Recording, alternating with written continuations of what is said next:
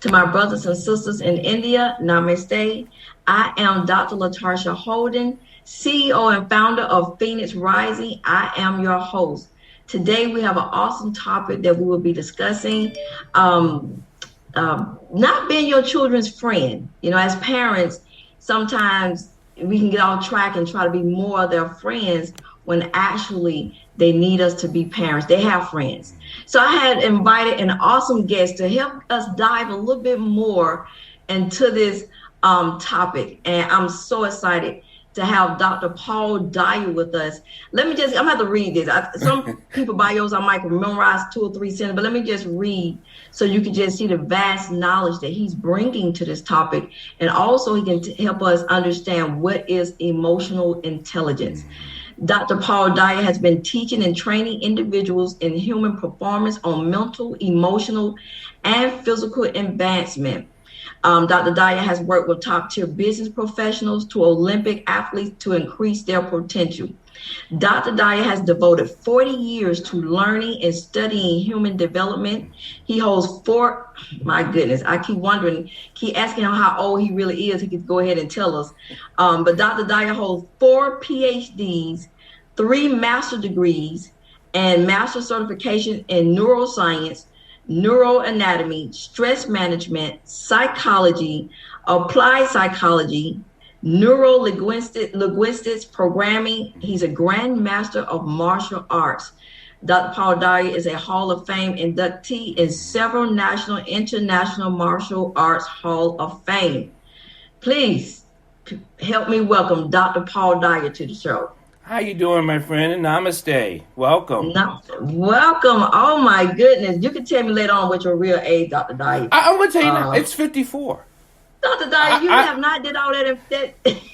I'm so happy to be 54 because I was 53 a week ago. Oh, my goodness. I mean, 4 PhD, 3 math. I mean, oh, my. So you just have basically spent your life basically studying the human behavior and the human development. And thank you, Latarsha, for allowing me to come on your show. Here's the thing: it's about service, right? If we look at our lives that we're going to serve humanity, then it is our due diligence to understand what we are giving the other. Not what we just give ourselves, that's also important, but what we take in, but how we call, not filter it, but allow you to give it to the rest of the world. So if the word speaks to you through Christ, you don't hold on to that, you give it out, right? Because that's where the energy flows too. I mean, life is about service, and we're antennas, and that's all we're here to do is serve one another. Yeah. So explain to us more about emotional intelligence. You know, this really helps because I studied in India, right? I studied in Delhi and Bangladesh, and I studied in Bali. And I've had great friends teach me about the body and the chemistry of the Ayurvedic sciences and all about how the body receives and transmits. Emotional intelligence, if we come from the universe, everything comes down from the universe and through all of everything, from the stars to the moons to all the galaxies, we are receiving that. In that reception, we transmit that. So in our bodies, emotional intelligence is you understanding how things are coming in and how things are going out. So emotional intelligence touches the human anatomy. It touches just your mind. It touches the brain of consciousness and that. And it touches how we are moving and performing in our lives. Because if we don't move without understanding, then who and what is moving you? And I'll say that again. If we are doing things without understanding, then who and what is moving you? So when we get into emotional intelligence, it's knowing that I am moving this way because of this understanding that I feel, that I developed, that I cultivate to move in this way. Often in the environment dictates to so many of us what we should be doing and what we can't do. But that's the environment. And those words, should and can't, those are all negative words. The environment can only give you things that is what you call the variable. It doesn't, it should never dictate to us, but it is applied, right? Just like if it's raining outside, we have a choice to have an umbrella or not to have an umbrella, right? If we don't have an umbrella, we get wet. We know this. Well, there are certain environments that are trying to curtail who we are as development and cultivation. The reason why there's two different words, development is something that is given to you. Cultivation is something you develop yourself. When you cultivate, you are growing it. You are beginning that growth. You're nurturing that seed. You're maturation that dirt that it grows from. Development just comes from the environment that's around us.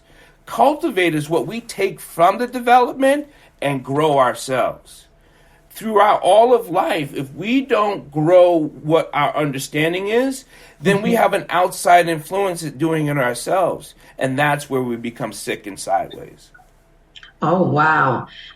For me, my company, Phoenix Rising, we touch on is leadership principles and personal development. So why do you feel some people cultivate their emotional intelligence, their personal development, and some doesn't? I mean, is there a lack of self-awareness, or people just don't know where they are at any given time? You know, we're just traveling through life. We're just existing. Yeah. We're not really living.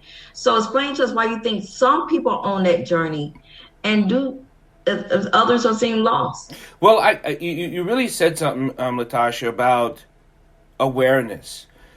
Awareness is one key factor, and that is self-consciousness, not subconsciousness. Subconsciousness actually has 80% of subconsciousness is actually ruling most people. Most people are living and moving and doing from a subconscious level. Everything is so habitual. They don't know why they rolled down the window. But if you ask them, like, oh, because I was feeling hot. They don't know why they travel this, because they say, this is the way I always go. They grab something from the cupboard with the same hand. Well, this is how I grab soup. But they don't know why they do it. They don't know why they have developed these habitual habits on a constant basis. That's the subconscious mind. The subconscious mind has endured trauma from my past. It has endured trauma from my historical past. Because you can pass down trauma through your RNA and your DNA.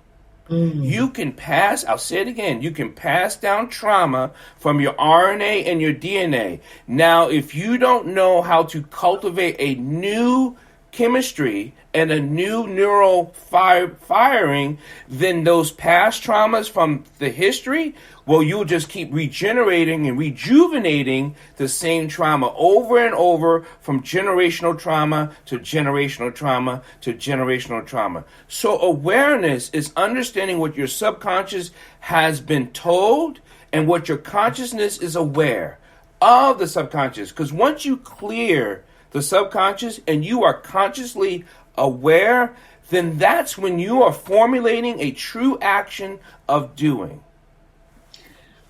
Oh my! You know what? I was just thinking. I used to operate with a lack of self-awareness in my formative years, but I think I came to a crossroad when I became homeless. I had to take a look at, like you said, at the self-talk that was passed down. You know, how I related and my parents related to myself, and so. But when I became homeless, I came at a crossroad where it forced me to start addressing, in order to save my 6 children and myself from a life of hopelessness and going and everybody just firing out of control. Although it was painful, because Dr. Dyer, when you start to face yourself, that's not easy. No. And when you start to try to rewire your brain, that was probably just as harder for me than being homeless. The mental shift as a parent that had to take place in order for me to move forward was almost just as perplexing as being homeless. You know, so what do you think when people are in as parents, or what has to happen? And then I come back with what I did, but what has to happen in order to stop the generational curses to have the emotional intelligence to start raising a family? It's What called, has to be put in place? you have to say to yourself, new beginning. Meaning a fresh childlike opening to all things.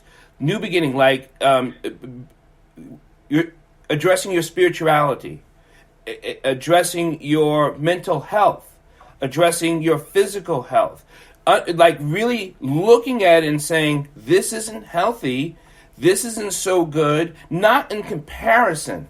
And I think once we stop comparing ourselves to the other and look at what we are with ourselves, because we enslave ourselves by comparison. Like it's a negative. Remember, the environment's going to give you negatives, what you should and what you can't. And so if you take that information, what the environment's trying to do to you, you're going to be like, I can't do this. I'm not that. I'm not able to do this. I can't. So those are all negatives. So when you create that consciousness awareness of opening yourself up to letting that God, letting your heavens guide you, right? Truly guide you into the glory that you are. That's when you say, I'm beginning the new, right? The birth, the new. I am cultivating. I'm accepting. I am not accepting. I am doing, I am not doing. And you are fully aware of what is good to your world and your life, because that's when the vibration. So emotional intelligence is allowing that vibration signal to be felt. Sometimes you feel it and be like, this isn't good for me. That's that awareness. Now you can understand why it doesn't feel good. You can understand how it doesn't feel good. And then you can make your conscious decision to do or not to do. And that's emotional intelligence. Emotional intelligence is not knowing that I know how to talk to someone who I don't want to talk to, right? That's conversations. I know how to sell a Winnebago to a person who doesn't want a Winnebago. That's not emotional intelligence. That's snake oil salesman, right? Emotional intelligence is knowing who you are, what you are, where you are, and how you are at every breath and every moment. And feeling it through all your chakras, feeling it through all the vibration in your body, understanding that that's the reverberation that your neural cells, your neurotransmitters is kicking out, and that's what transcends time and space. And that's how we connect to people who we love, don't love. We connect to the universe because we're transmitting those vibration and that love. And that's healing. And that's cultivating. I hope that made sense. Yeah. So, and some viewers probably watching, well, you got over 40 years in mastering the mind and the body. So for me to be 35 and I was homeless with 6 kids, that, to try to master, my head was full. I'm just now allowed. At first, when I was being interviewed, getting interviews and this and that, now it's picking up with God, just taking it global. Right. I didn't really see the magnitude of what others saw. Right. I didn't really see, sometimes, I was sharing my story. I'm a minister, so I was just ministering through sharing my story. But now I'm seeing the magnitude that it had to take some form of emotional intelligence. Right. To be 35, homeless, 6 kids with a GED and little work history, and turn that around within 10 to 12 years. But I didn't have the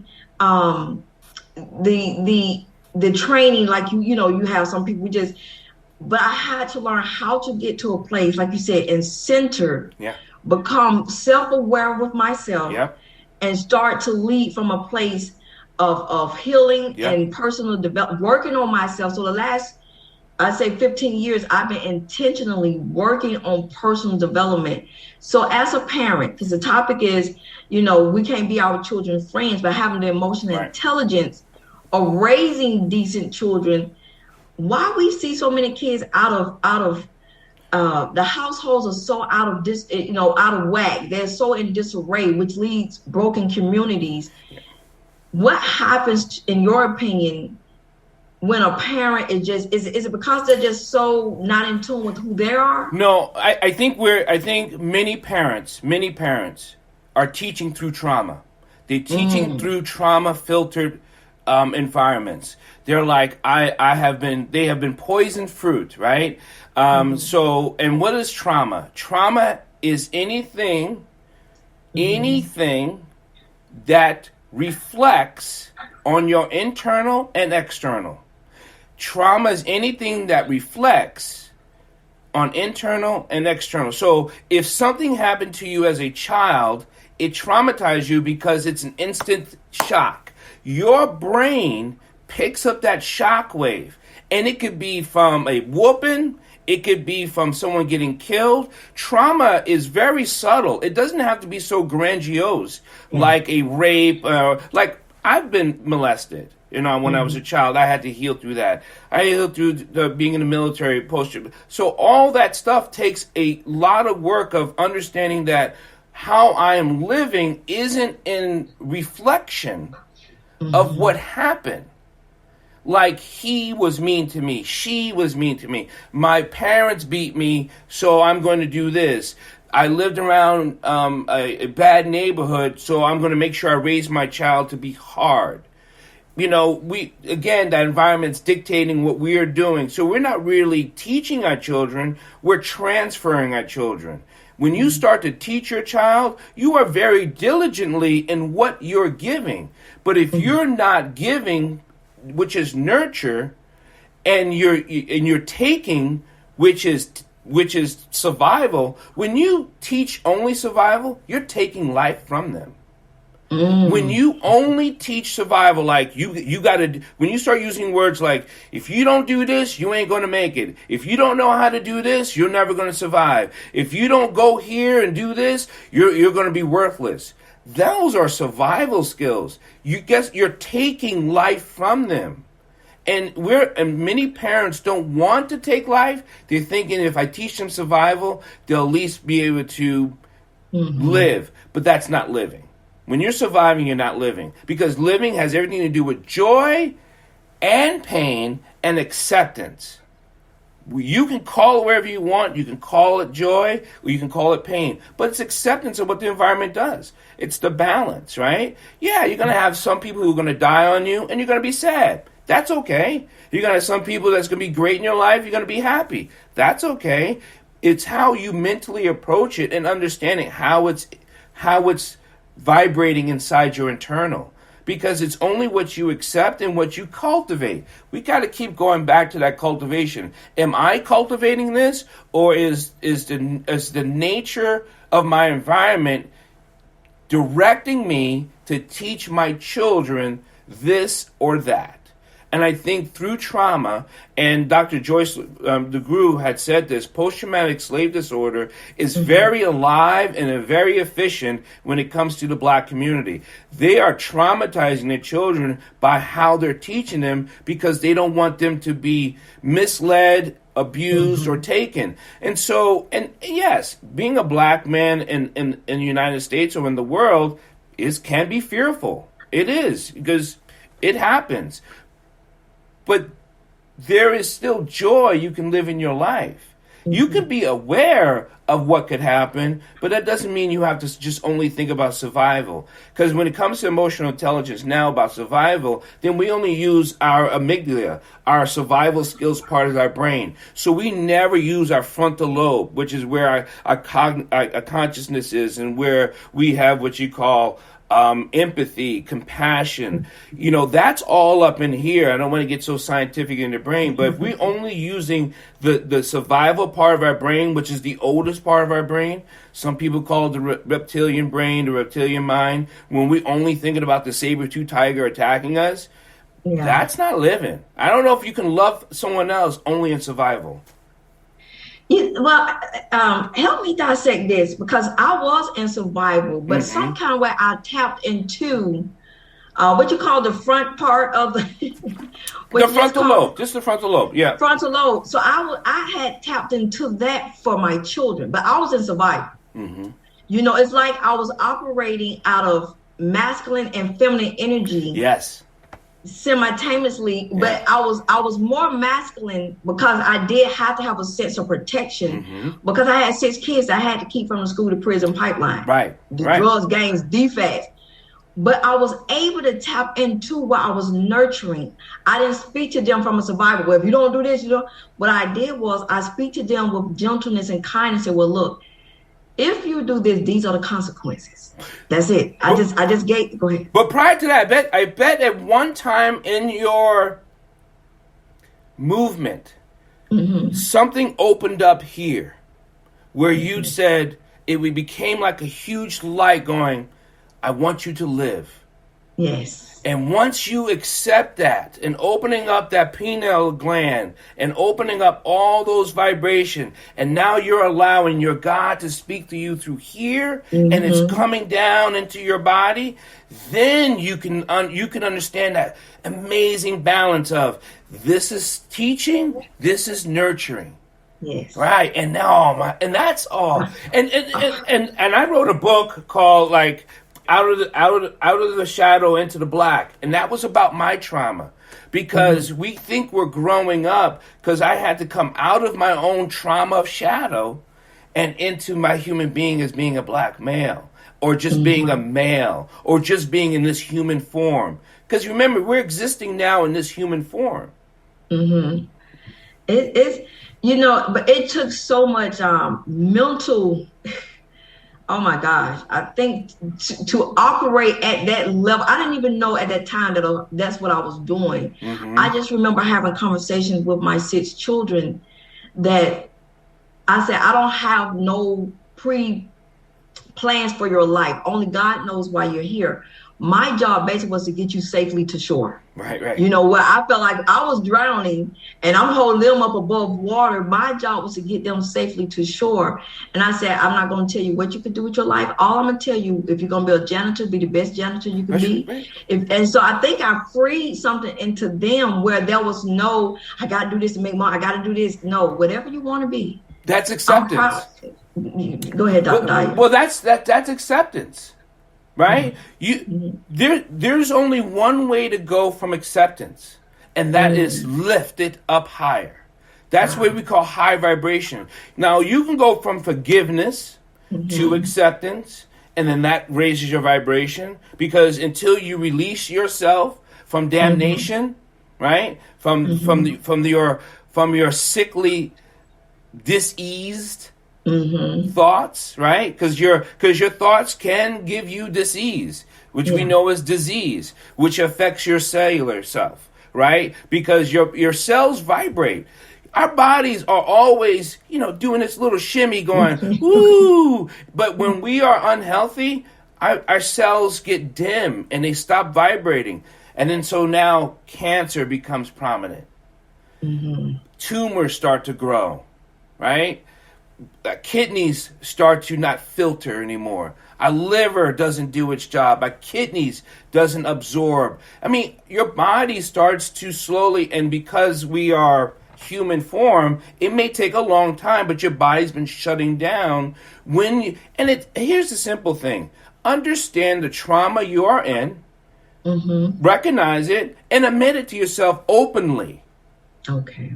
There's a difference between going, I know how this happened to me. And no, when I say openly, being able to openly talk about it and saying, this happened to me, and feel that uncomfortableness. Now we say you got to be okay with feeling uncomfortable to get comfortable.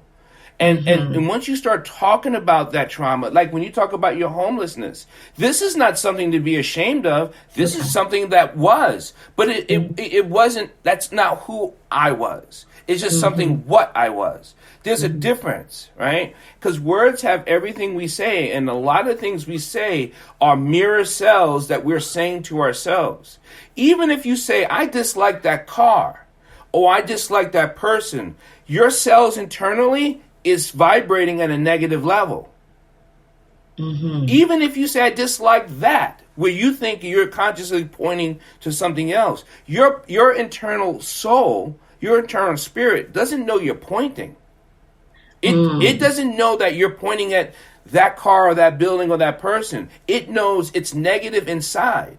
So it affects you negatively. And you're like, but Mm-hmm. I'm only talking about that over there. Well, your body doesn't know. Your internal cells don't know what you're pointing at. You think you're pointing at because you're living through your eyes. Your body's living too. That living tissue only recognizes and vibrates at the tones of the words you're using.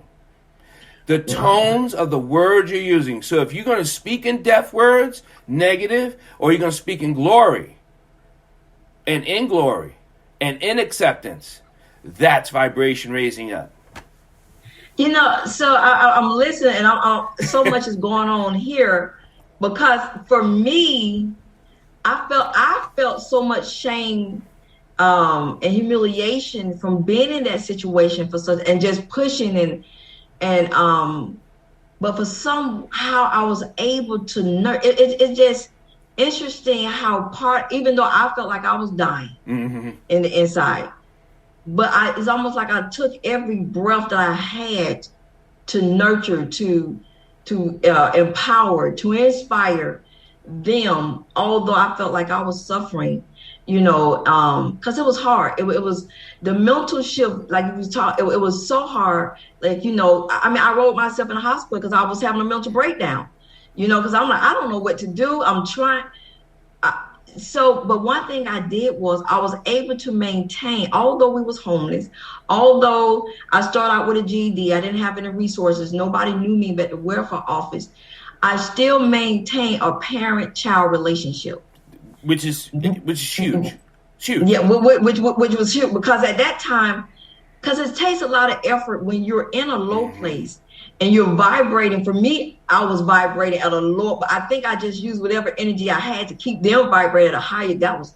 I think I don't even, that's how I tell people God was with me because when I think back, it almost made me want to cry sometimes because the mental shift that had to take place to just start to operate on that level, it was hard. It was almost excruciating pain to just keep that. But my children knew we're not my mother's friend. I don't care if they got 17, Yeah. they seniors in high school. It was still a level of I'm not your friend. Whether we're homeless, whether we're struggling, I'm here to guide you. I'm here to protect you, and I'm here to empower and uplift you. So it kept a level of the boundaries was in place. I still had healthy boundaries in place. Well, when you said, I mean, let's look at it. You said you're here to guide, Mm-hmm. protect, and love, and nurture. Mm-hmm. You said nurture, Mm-hmm. right? Mm-hmm. Nurture's love language.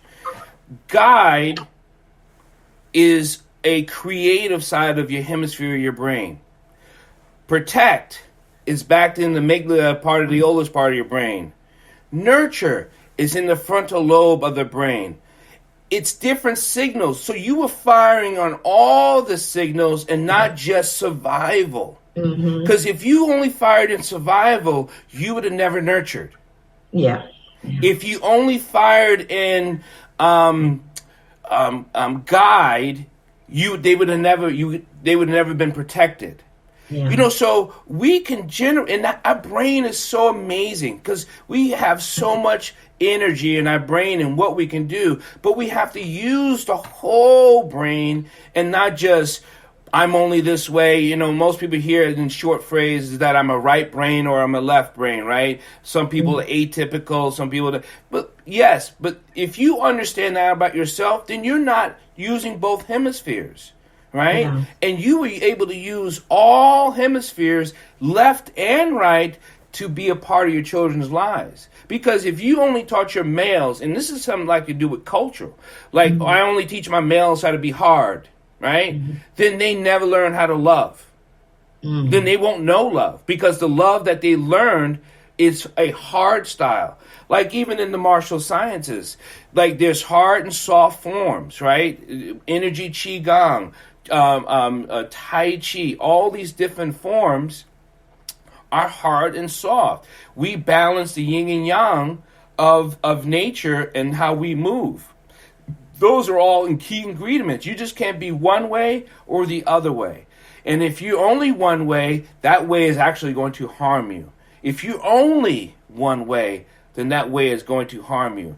And that's not good, because then you have nothing to balance nature off of. Nature doesn't grow one tree really big without sacrificing the other trees. It doesn't work that way. So when we have a life and we are doing more and giving more and servicing others, we actually service ourselves. And once we understand that, what brain am I using? What neurotransmitter is firing? What part of my body and organ-wise is healing this way? I had wrote in this book, Emotional Reaction Training Manual of the Heart. Now, each organ has an exercise that you can work with, right?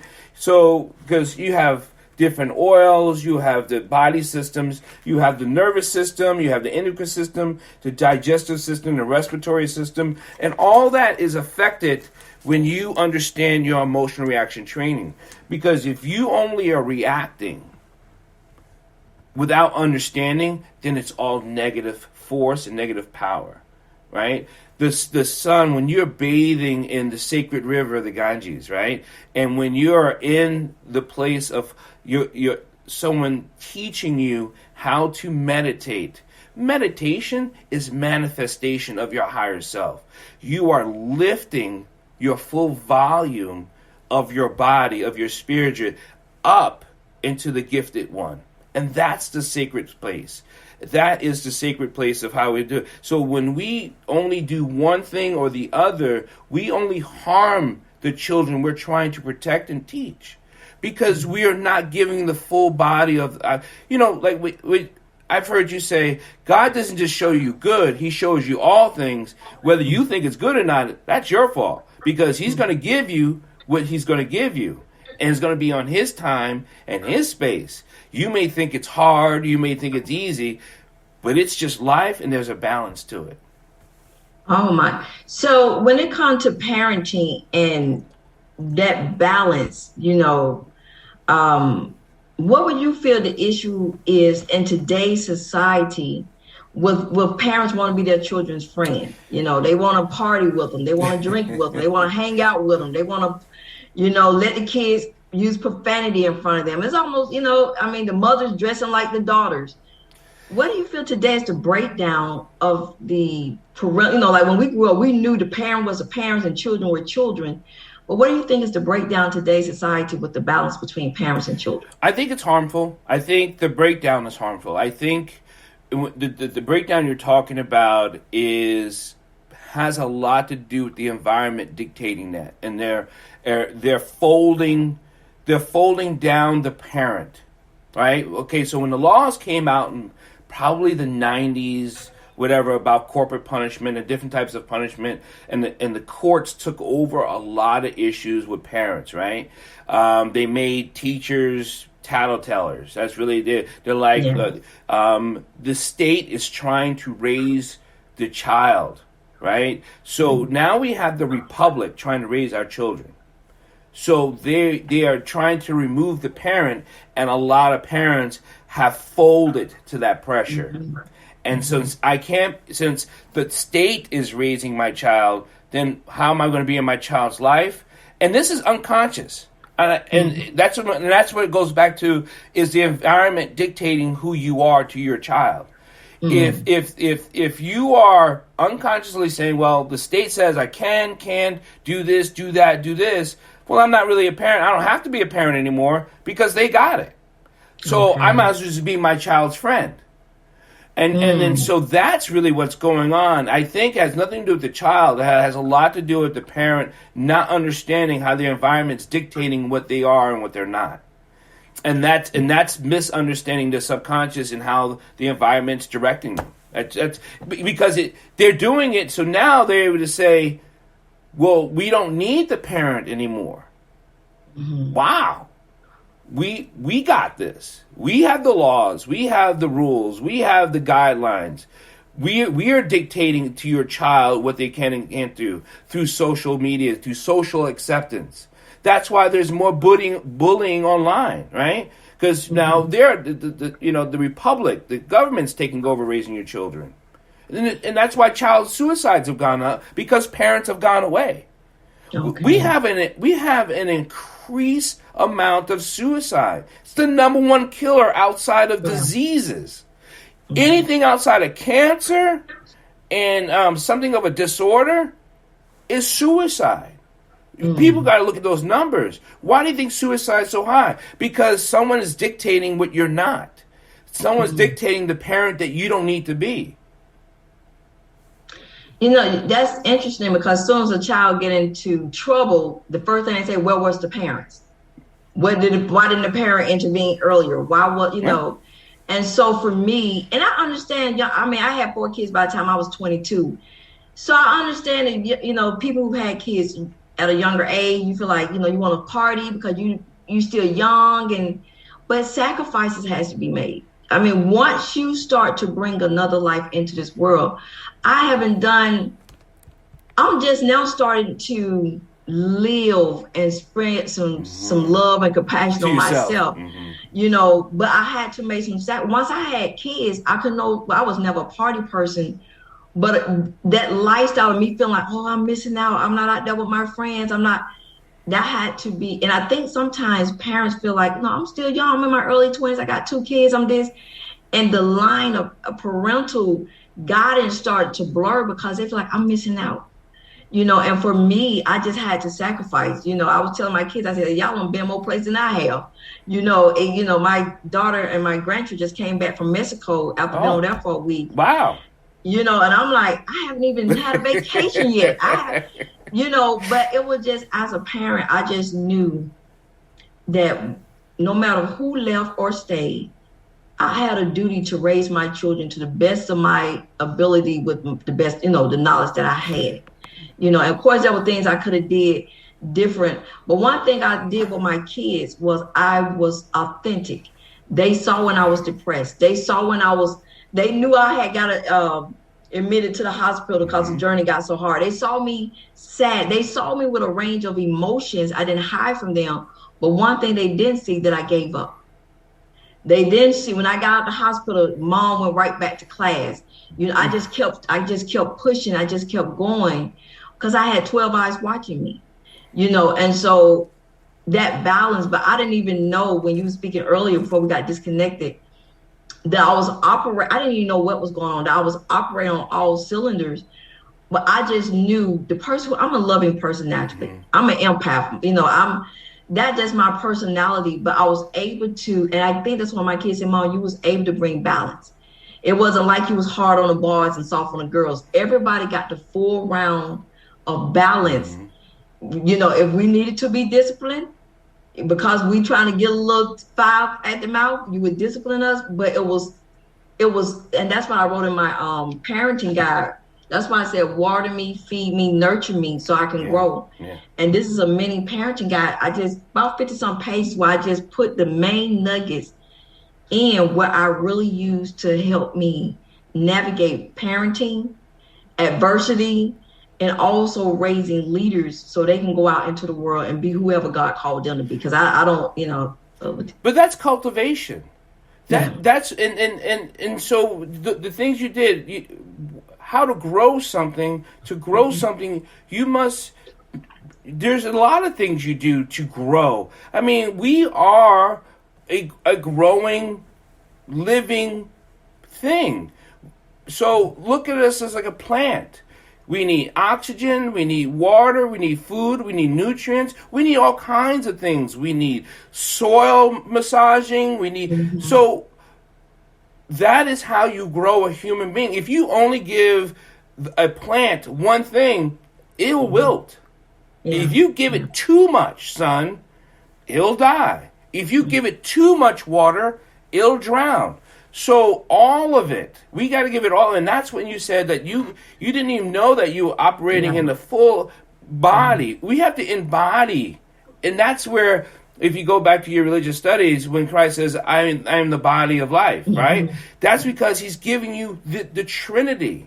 He's giving you all of glory, right? He's giving you all of the light. He's giving you all of love. He's giving you all of it, and in balance.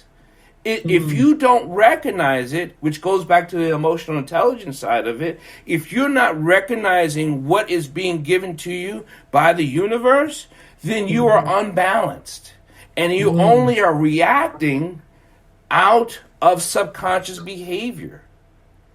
We're taught by the environment. We're taught by the environment, by things, education, things that are told to us. So however you want to call it, we are by the energy, by our emotions, right? Those are the things that are teaching us.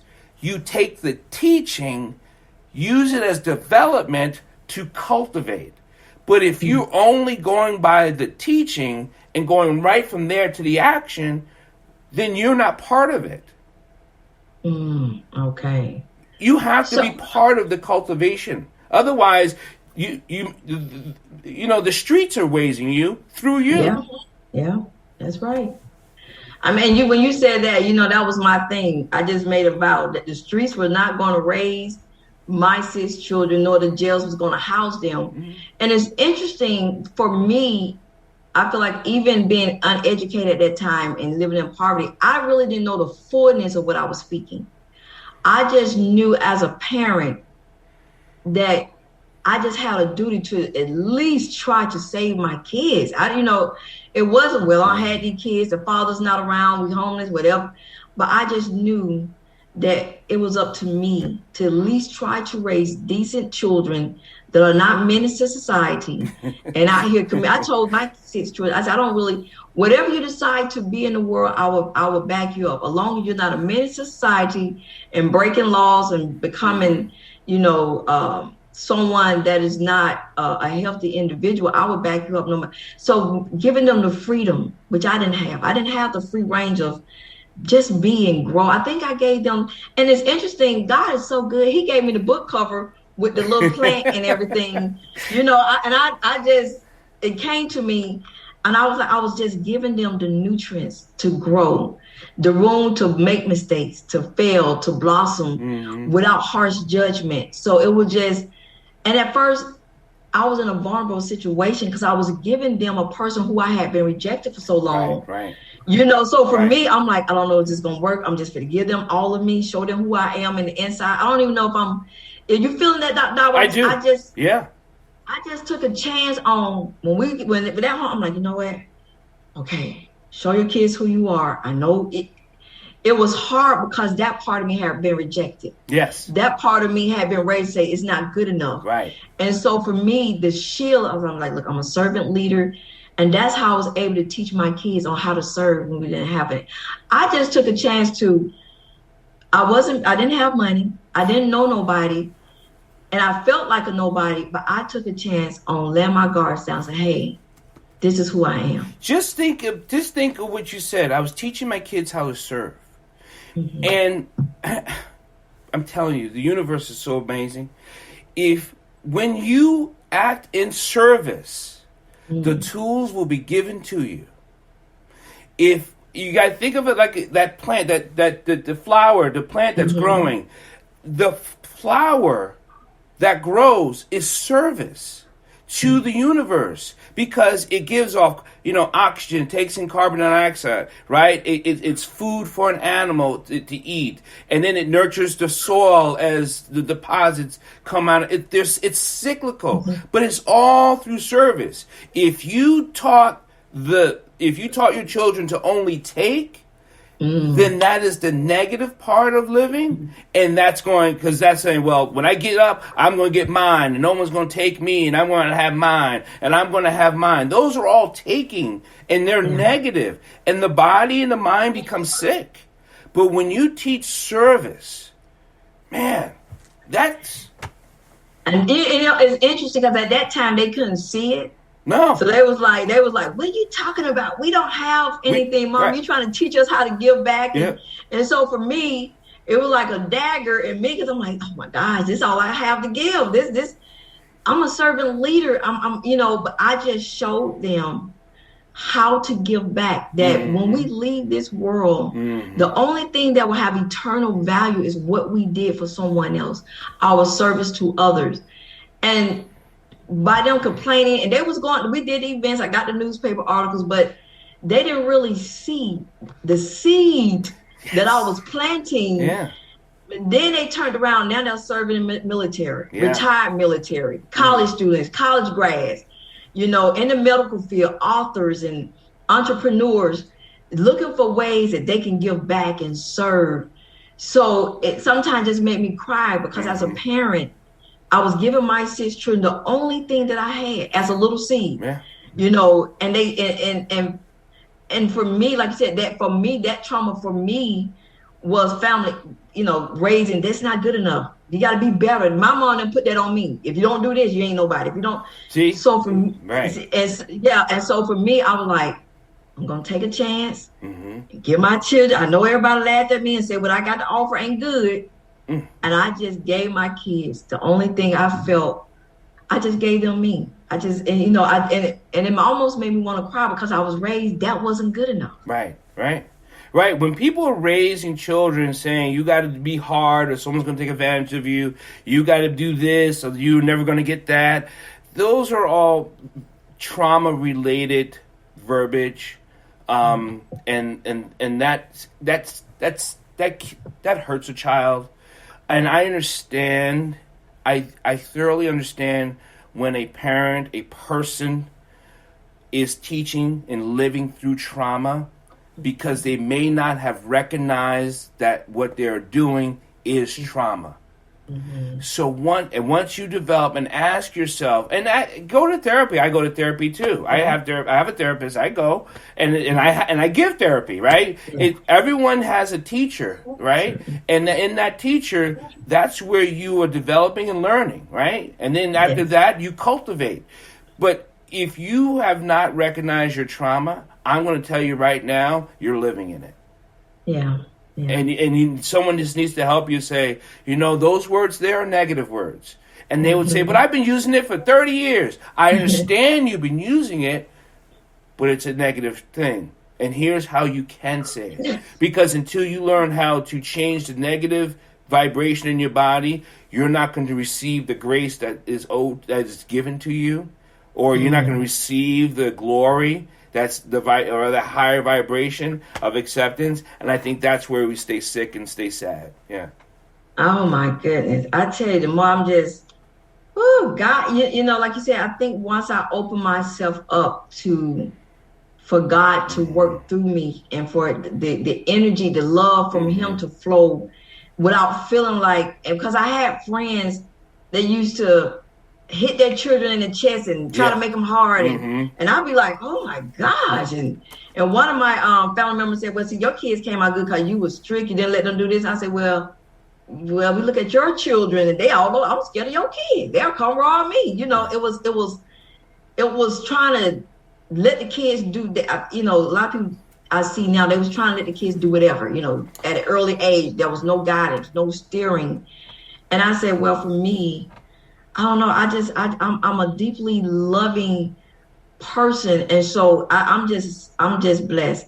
For me as a leader and a minister, I believe ministry starts in house. Not that we can save everybody, because you could be the best parent, kids still go haywire. You could did everything and guide and love, and kids can still get off track. But that's not. There's nothing wrong with that. There's nothing wrong. I mean, we as parents, I understand we might feel very a negative trait, like I did all I can, and look what has happened, or what I could have done this, I could have done that. I wish I would have done this. I wish I'd done that. No, I don't know. We gotta get to forgiveness. Well, when are you gonna forgive yourself? Because if you don't forgive yourself, then you'll never live. And if you never live, then you're on survival. So then you start repealing backwards. Yes. You know what I mean? I had wrote this book, one of my first book, called Tears of a Dragon Brings Inspiration. And because it's through our tears that we see glory. It's in our tears that we see ourselves, and then that's when we ask ourselves, what is that feeling I'm feeling down in my gut, right? Yes. That big vagus nerve that's runs through your whole body, that second brain that says, why am I feeling this way about me? So that should trigger, who am I? And where was this developed from? Huh. And when you start digging into that, and it's hard, transition's hard, you start digging into that and it opening up and peeling it open, and you're like, oh, that's because when I was 6, this happened to me. That's the trauma that's teaching out of my mouth. That's why I'm afraid of. That's why I do. That's why I'm unable to. Because I'm living through this trauma, and it's directing all the things that I do. Yeah. You just said something about the vagus nerve. Because I was working my way out of trauma, while in trauma, being home, I'm working my way out of it. Raising 6 people that I end up getting gastroparesis. And gastroparesis is when your vagus nerve have become paralyzed from stress. It's incurable. You know, so now you got to think, I'm homeless. I'm a full-time student. I got 6 kids. And now I have an incurable disease, gastroparesis, where at any time I can have an anxiety attack and get sick. I'm in the emergency room. Yep. So I'm about, because the level of the stress of pulling myself out of trauma while keeping my 6 children from, it started to weigh on my body. Yeah. Like you said, the sickness. So even today, I live a very, it's almost like, this thorn in my flesh. It's there, but it has caused my lifestyle to be very, I would say, organized. Right. I had to learn I'm learning how to live with it, and it's triggers because of, like you said, the sickness from past trauma, trying to deal with trauma while you're in, a situation. It was hard on me, Dr. Dyer. Yeah. Gastroparesis has definitely turned my life upside down. I don't know if you're familiar with gastroparesis. Because it is brought on by stress. Yeah, it is, and where I went from, where I can do my life is so disciplined in order for me to. That's how I'm able. That's the good thing about it. It taught me how to be disciplined, how to not waste my time. Because for me, gastroparesis, I can eat the wrong thing and get sick. I can overexert myself, exercise, and get sick. Yeah. If I go it's almost like having a double dose of vertigo. Yeah. And so for me to deal with being sick, being rushed to the emergency room, being homeless, it was hard. My mother developed. She had in the 70s. She had a mastectomy. My mother would develop tumors because of what she was thinking. If she was sad, my mother would develop cancerous tumors. So we were growing up with it, and then later in the late 70s, she realized that it was her thinking what was causing the tumors. And she went away to a naturopathic clinic in Alabama. I'll never forget it. Because my mother only had like a year to live that they gave her because the cancer was killing her.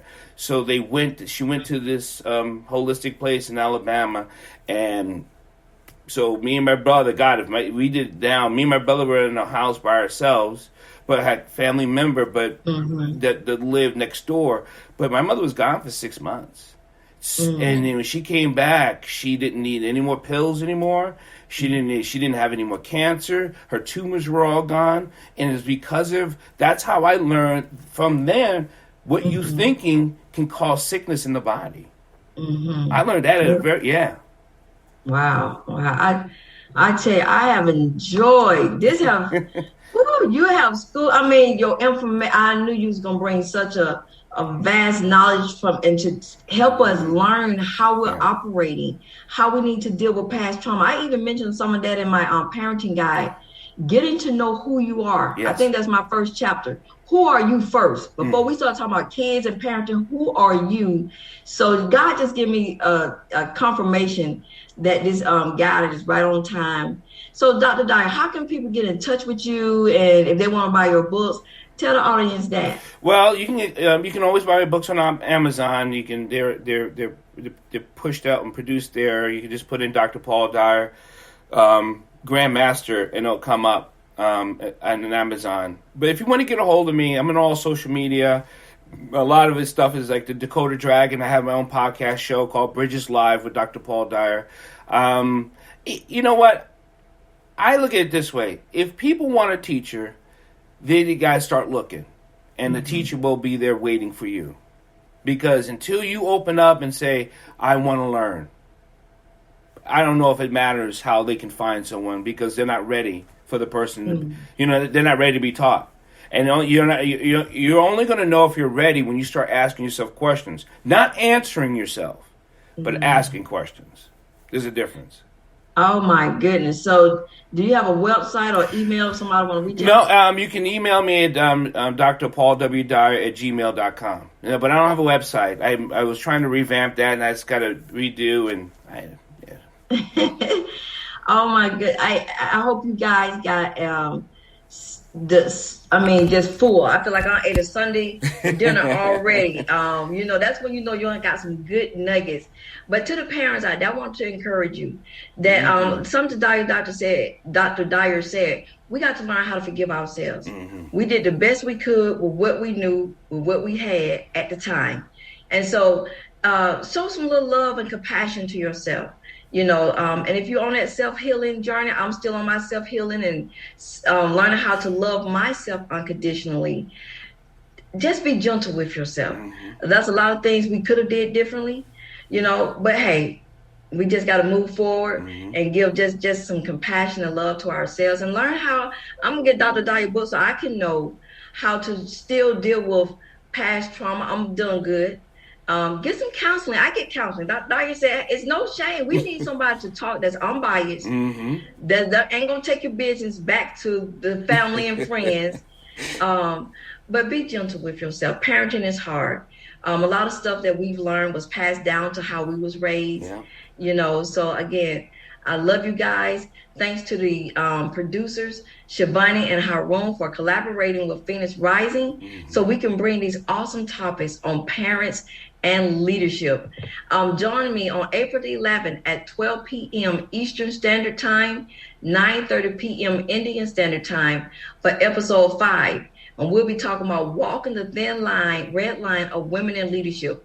How do you handle when your spouse becomes jealous of your success or when you start to outgrow them? Tune in again April 11th at 12 p.m. in Eastern Standard Time, 9:30 Indian Standard Time on Walking the Thin Red Line of Women in Leadership in the Home. I look forward to seeing you guys.